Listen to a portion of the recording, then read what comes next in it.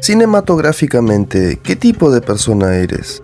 Si eres de los que al ver escenas como estas sientes que estás viendo algo muy posible de existir, pero entiendes nuestras limitaciones tecnológicas y te gusta la fantasía con base científica, déjame decirte que estás en el lugar y en el momento perfecto, porque hoy, en este video, vamos a pasarnos al universo de la ciencia ficción, vamos a hablar sobre su origen poco conocido y de su importancia para nuestro mundo real. Antes que pongas pantalla completa, deja aquí abajo un me gusta bien bonito para que lo vea, y dale al botoncito de suscribirse, así YouTube te avisa siempre que salga un video nuevo de este canal.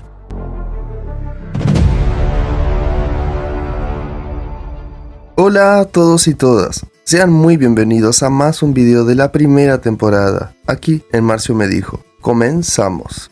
Antes de todo debemos definir las diferencias que existen entre la ciencia ficción y la fantasía, no son lo mismo. La ciencia ficción trata sobre lo que podría ser pero no es, como una armadura igual a la de Iron Man, o robots tomando conciencia, mientras la fantasía trata sobre lo que no podría ser, como dragones o seres de 300 años de antigüedad. La fantasía se basa en la imaginación, esta es su único límite, mientras que el límite de la ciencia ficción es la capacidad de explicación a través de la ciencia pura. Los preceptos científicos solo están presentes en la ciencia ficción. La presencia de elementos sobrenaturales como las hadas o monstruos es terreno de la fantasía. Sí que ambos géneros se pueden mezclar y quien mejor lo hace es Marvel. En ese universo tanto científicos como dioses mitológicos conviven entre sí. A través de creaciones como esas podemos tener elementos científicos, una técnica tan increíble que nos termina pareciendo fantástico, pero la historia central es de ciencia ficción. En la primera mitad del siglo XIX, Mary Shelley, una veinteañera, hizo una apuesta con sus amigos de quién creaba el mejor cuento de terror de todos los tiempos. Y fue así que Mary creó un cuento en que todos conocemos. Su historia se basaba en un científico loco que daba vida en su laboratorio a un ser monstruoso con restos de cadáveres humanos. Así es, en ese momento Mary escribió El monstruo de Frankenstein. Con el tiempo los lectores comenzaron a llamar a la criatura por el nombre de su creador, pero ese monstruo jamás tuvo un nombre. Junto a Frankenstein se creaba el primer arquetipo de la ciencia ficción, el científico loco. Antes de ese cuento en la literatura no existía un científico loco que lograra cosas en su laboratorio.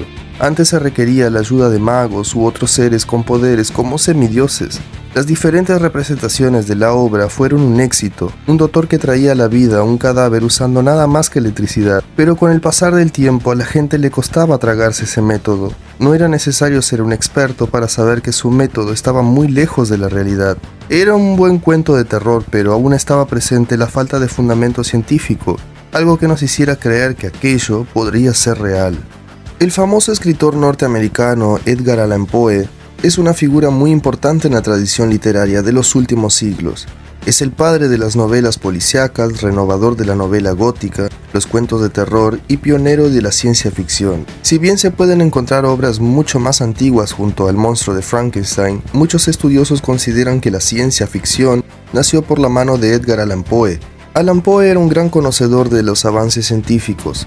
De esa forma se sirvió de ellos para convertirlos en elementos esenciales en sus narraciones. Estos elementos servían para crear un cuadro de verosimilitud. La verosimilitud es la credibilidad de un elemento dentro de una obra. Decimos que algo es verosímil cuando se considera que es creíble dentro de un género. Lo verosímil no es necesariamente lo verdadero, sino lo que tiene apariencia de ser verdad. La ciencia ficción se encarga de darle una explicación bastante cercana a la verdad de lo que estás viendo para transmitirte la sensación de que aquello podría ser real. Por ejemplo, cuando vemos a Tony Stark decir cosas como estas, implantación de microrepetidores terminada. Tenemos la sensación de, ok, no soy un supergenio como él, pero su armadura parece tener una explicación científica. Quizás algún día algunos de nuestros ingenieros consigan crear una de verdad. En ese momento ignoramos el hecho de que el hombre de hierro parece tener un acelerador de partículas en el pecho. Sería imposible tenerlo ahí. Un acelerador de partículas libera radiación. Tony Stark tendría cáncer en todo el cuerpo, sin hablar de que al volar con su traje moriría quemado. El traje necesitaría de tanta energía para volar que se transformaría en un horno. La verosimilitud de la ciencia ficción sirve para eso. Hacernos creer que aquello que es imposible parezca posible, y todavía con una explicación que parece razonable. ¿Por qué la ciencia ficción está tan marcada por naves espaciales, aliens y viajes interdimensionales? Porque además de esos asuntos ser algunas de nuestras mayores curiosidades como seres humanos, esos asuntos también son un tabú dentro de la ciencia.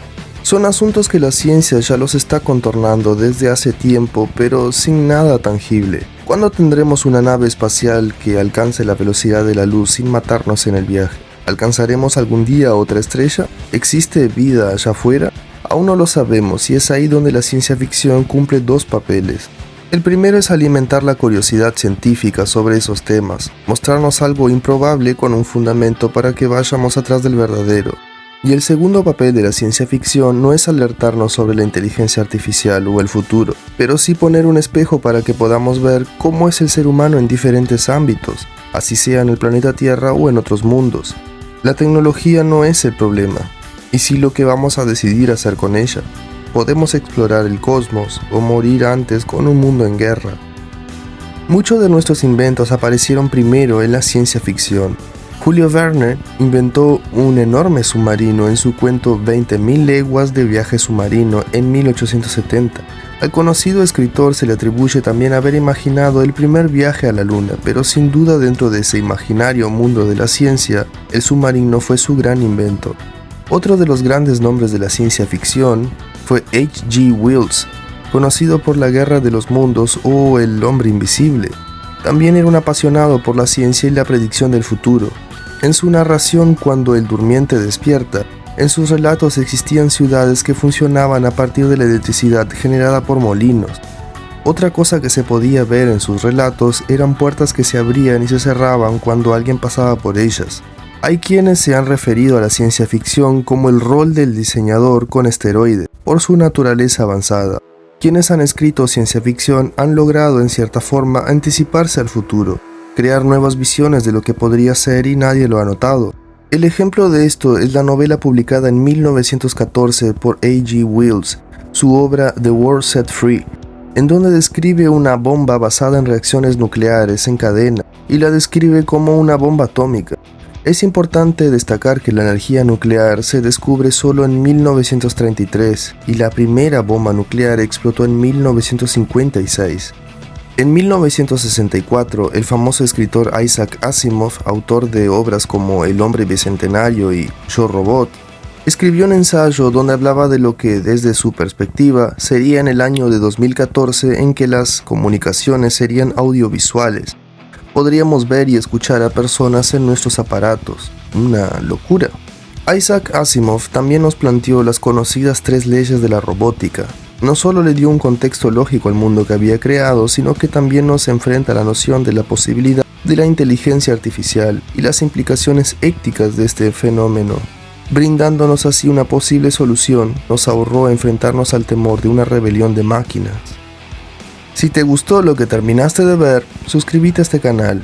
Es rápido y es de mucha ayuda. Hasta te dejo un video por aquí para que lo mires. Como siempre, muchas gracias por ver mis videos. Un saludo espacial y hasta pronto.